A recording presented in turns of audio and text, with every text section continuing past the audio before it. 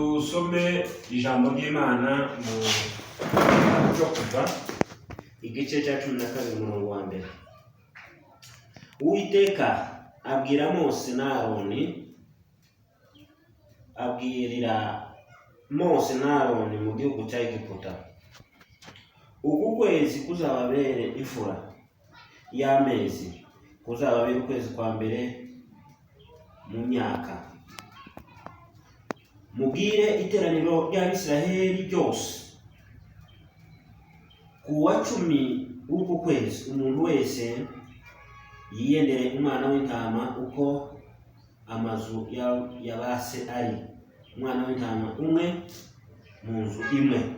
Kandi nimba inzu ari nto itari umare umwana w'intama,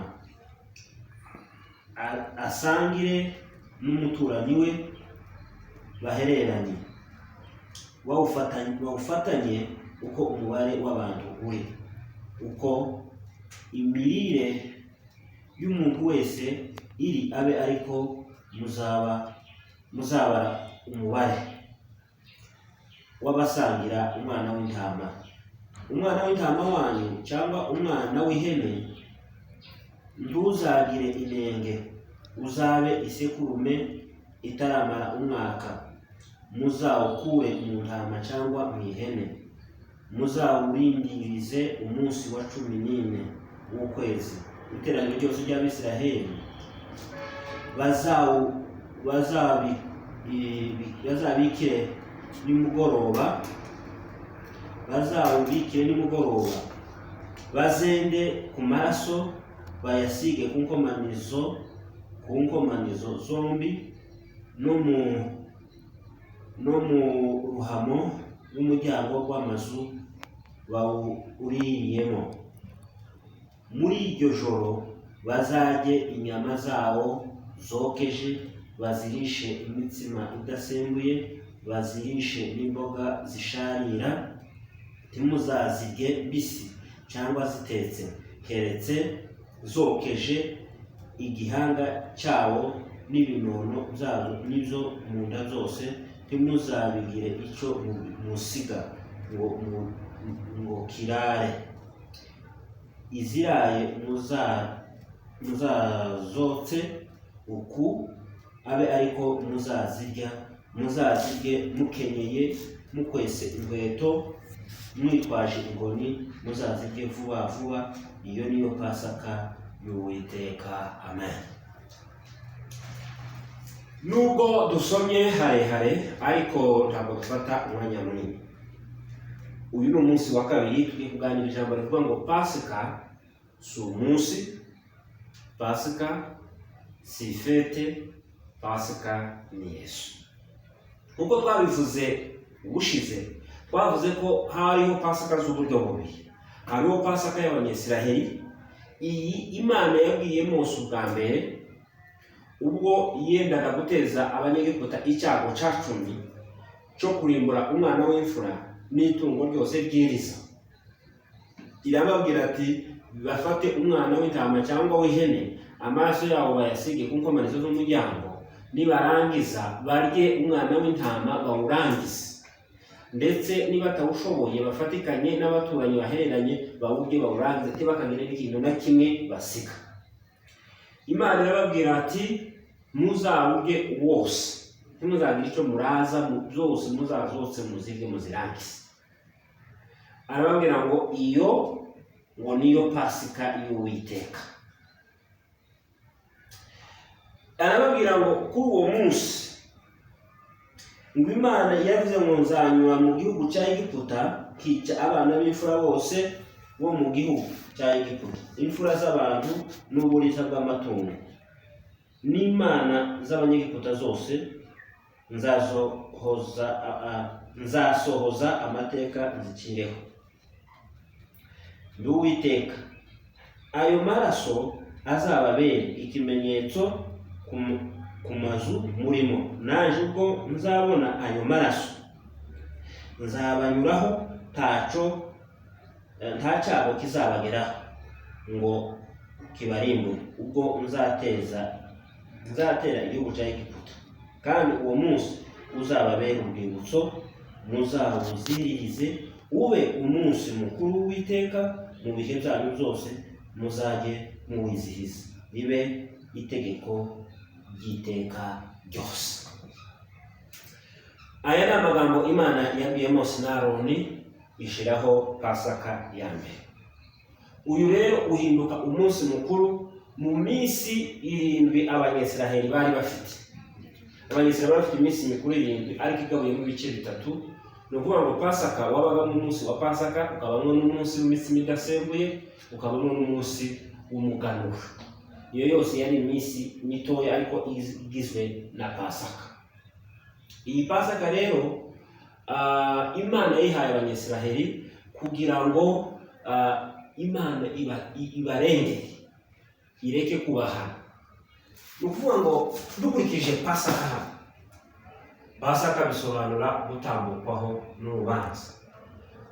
Nimba ari amateka y'Abanyisiraheli akomeye mu mateka yabayeho, ni amateka atangizanya na Pasaka kugeza bambutse inyanja itukura. Nta bindi bitangaza birenze ibyabaye hagati kuva munsi wa Pasaka kugeza bambutse inyanja itukura. Mu mateka y'Abanyisiraheli yabayeho n'azabaho n'ayiteka ryose, n'icyo Imana yabasabaga mu mateka no mu bahanuzi kugira ngo bayikurikire bayizere, nuko Imana yacunguye Abanyisiraheli ibacunguza amaboko akomeye. Igihe Imana yacunguraga Abanyisiraheli, yarimo yerekana imbaraga zayo ku Banyegiputa ibahana ibateza ibyago, ariko ku Banyisiraheli ikabiyereka nk'Imana ikomeye, nk'Imana ishobora byose, nk'Imana ishobora kubakiza, nk'Imana irengeye byose. Iyi Pasaka niyo yashizeho Abanyisiraheli nk'ubwoko, nka nation ibagira ubwoko, kuko nibwo bacunguwe baba ubwoko bw'Imana. Ni nabwo Imana yababwiye ngo uku kwezi ngo kuzababera ukwezi kw'imfura. Ni ukuvuga ngo kuno kwezi ntitwari ukwa mbere, ariko kubera kuko bari bacunguwe, kubera kuko Imana yari yerekanye ukuboko kwayo, kuko Imana yari ibiyeretse, irababwira ngo karendiriye irahindutse. Karendiriye y'Imana yarayihinduye ku Banyisiraheli, irababwira ngo mugize itangira rishe. Imana irokoye Abanyisiraheli ibintu byinshi. Ikintu cya mbere yabarokoye uburetwa. Abanyisiraheli bari bagize imyaka 400 muri Egiputa, ndetse na Bibiliya ivuga ngo imyaka 450 bari mu buretwa, bakoreshwa imirimo y'agahato, baramenyereye gusa uburetwa, bari no mu bukene, badatera imbere, bakorera abandi, bateza igihugu cy'abandi imbere. Ariko Imana yumva ku butaka kwabo, yibuka isezerano yabwiye Aburahamu, Imana iza kubarengera, ibarengera ikoresheje Pasaka. Ibakoresheje Pasaka. Pasaka rero yabaye urufunguzo rwo gucungura Abanyisiraheli. Pasaka yabaye urufunguzo rwo kugira Abanyisiraheli ubwoko. Pasaka yabaye urufunguzo rwo kumaraho Abanyisiraheli ubukene, kuko Imana yarababwiye ngo mugende mutire ibyo Abanyisiraheli, mutire ibintu bihenze, nimara mu bijyana ribe iherezo ry'ubukene bwabo. Imana yabacungura bakora igitangaza gikomeye mu mateka. Mu bitangaza Imana yakoreye Abanyisiraheli nta kindi na kimwe kingana n'icyo Imana yabakoreye uhereye kuri Pasaka. Rero irababwira ngo bazafata umwana w'intama bawurye, bafate amaraso bayasigaye ku nkomanizo. Naje ninza kurimbura ubwoko bwa Isiraheli bwa Egiputa, ninza kurimbura imfura, kaza kwica amariza, ikintu kizambuza kurimbura abantu ni amaraso. Amaraso niyo azambuza. Uko niko byagenze. Imana yaraje, umumarayika murimbuzi agenda muri Egiputa hose, imfura zose z'abantu, abana b'imfura bose, n'abana n'amatungo yose y'amariza yose muri Isiraheli, kubera gusa umwana w'intama n'amaraso yategetswe n'Imana arengera Abanyisiraheli. Abanyisiraheli baracungurwa, Abanyisiraheli bararengerwa, Abanyisiraheli ntibarimbuka, Abanyisiraheli icyago nticyabageraho. Ariko muri Egiputa haba gupfa. Iyo habaye gucungurwa habaho ibintu bibiri: hariho gukira kwaba k'ubugingo, hakabaho gupfa kwa kamere, gupfa k'uburetwa, gupfa k'umuntu wa kera. Rero icyo nashaka kubabwira, iyi Pasaka yatumye Abanyisiraheli bacungurwa, bagira ubwoko, iba itangiriro ryabo, itangiriro ry'ubwoko, itangiriro ry'ubukire, itangiriro ryo kuba abantu b'Imana, itangiriro ryo gukomera, kugeza n'ubu nyine Abanyisiraheli icyo birahira Imana n'icyo Imana yababwiraga bageze na hakurya y'ubwoko, Imana yabacunguye mu maboko ya Egiputa. Egiputa bwari ubwoko bukomeye mu isi, ariko Imana ibuciraho urubanza. Imana yerekana imbaraga zayo ndetse irabatwara, ibambutsa inyanja itukura, iba yujuje gucungwa, ibagira ubwoko. Bageze ku musozi Sinayi, Imana irabihishurira, ibaha amategeko. Iyo Pasaka rero Imana yababwira ngo uwo munsi muzawuhozeho, uwo munsi muzawushigikire, uwo munsi uzabe umunsi udasanzwe, muzahore muwibuka kugeza iteka ryose. Pasaka rero, Pasaka y'Abanyisiraheli yari igicucu cya Pasaka y'Abakristo. Pasaka y'Abanyisiraheli yari ikivubi, yari igicucu, yari igishushanyo.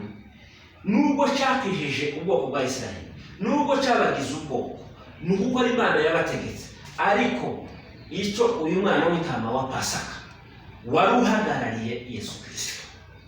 Imana ishimwe, Yohana amaze kubona Yesu aravuga ngo uyu mwana w'intama w'Imana ukura ibyaha by'abari mu isi. Yesu Kristo rero kugira ngo Imana yigisha abantu, yagiye yigisha abantu mu bigereranyo, mu masembole, mu bicucu by'igihe cyashize, ariko ibigisha ukuri. Ubamubwira ukuri kose kw'ibyo twizera kw'igihe cyashize, umubiri wako ni Yesu. Niyo mpamvu cyangwa kubwira Abakristo uyu munsi yuko Pasaka kuri twe atakira umunsi mukuru, atakira ukurya intama n'ihene, atakira umunsi, atakira ifeti.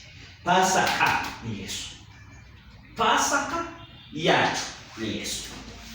Niyo mpamvu twabisomye ubwo twatangiye izi nyigisho, turavuga ngo turasoma mu Bakorinto ba mbere igice cya 5:7, haravuga ngo mwiyezeho imisemburo yose, ngo mube irobe risha koko, ngo mubeho mutakifite umusemburo wa kera, ngo Pasaka yacu yatambe ari Yesu. Pasaka y'Abakristo ni Yesu wabambwe. Ni Yesu wabambwe imbere y'ifatiro z'isi, niwe watambwe. Niwe rero witangiye ibyaha byacu. Niwe utuma urubanza rw'ibyaha rutatugeraho. Niwe utuma rero twebwe Abakristo turengerwa n'Imana. Yesu Kristo niwe tangiriro. Yesu wabambwe niwe tangiriro y'umunezero w'Abakristo. Niwe tangiriro bw'ubwoko bw'Imana. Niwe tangiriro y'iterambere, niwe tangiriro ry'imigisha yose y'umwuka. Bibiliya yatubwira ngo Yesu Kristo yatambwe mbere y'ifatiro z'isi, kandi ngo Imana y'Umwami wacu Yesu Kristo ngishimwe, ngo kuko yaduhereye imigisha yose, ubutunzi bwose, kumenya kose, n'ubuhanga bwose n'ubumana bwose buri muri Yesu. Ndagira ngo mbwire ngo Pasaka yacu twebwe Abakristo ni Yesu wabambwe. Kandi Yesu wabambwe ntabwo Yesu yapfuye muri 2021, muri kuno kwezi kwa kane.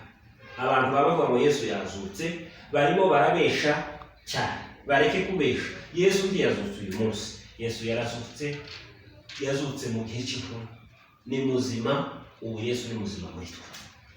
Yesu ntiyapfuye uyu munsi, ntiyapfuye uno mwaka, keretse ku bantu batizera Yesu Kristo, niwe bamenya ko uyu munsi yapfuye. Ariko ku Bakristo bazi ko yapfuye imbere y'ifatiro z'isi zitarabaho, kubazi kuko byasohoye ku ngaruka y'igihe, ariko yapfuye kera mu iteka ryose ry'Imana, kandi mu iteka ryose ry'Imana twari muri we. Rero hari abantu gusa baheze mu kwizihiza iminsi, kwizihiza umunsi Pasaka nziza, Pasaka nziza, Pasaka nziza, ariko ntibazi kuko Yesu Kristo ari we Pasaka. Kandi Pasaka bivuga ngo ni ugutambukaho n'urubanza, ni ugucungurwa, ni itangira risha, ni amajyambere masha yo muri Kristo Yesu. Niyo mpamvu Pawulo yavuze ngo Pasaka yacu ni Yesu. Pasaka si itariki, Pasaka si umwaka, Pasaka si umwana w'intama, Pasaka si umunsi mukuru. Ubimenye neza, Pasaka ni Yesu Kristo wabambwe, ni Yesu Kristo wazutse, ni Yesu ubwe niwe Pasaka yacu. Nimba Yesu Kristo niwe Pasaka yacu, icyo dusabwa niki? Nukwimenyaho gukiranuka kw'Imana, nukwimenyaho ko Imana yaducunguye, nukwimenyaho kuko urubanza rwatuvuyeho, nukwimenya yuko Yesu Kristo yatugeza abera, nukwimenya yuko Yesu Kristo ari we Mana ikomeye. Reka twongere icyanditswe kimwe mbere yuko turangiza. Ikindi cyanditswe kiri mu Bakolosayi igice cya 2 umurongo wa 16. Bibiliya igivuga ngo ntihakagira umuntu uzabacira urubanza kubyo murya n'izo mukora, ngo n'iby'iminsi mikuru. Niko Bibiliya ivuga, kuko ngo iyo minsi mikuru yose ngo yari igicucu, imboneko z'ukwezi, amasabato, ibindi byose ngo byari igicucu cy'ibizaba, ariko umubiri wacu ni Yesu Kristo. Ni ukuvuga ngo substance, ukuri kwa Pasaka kose dushingiye kuri Yesu. Ukuri kwa Pasaka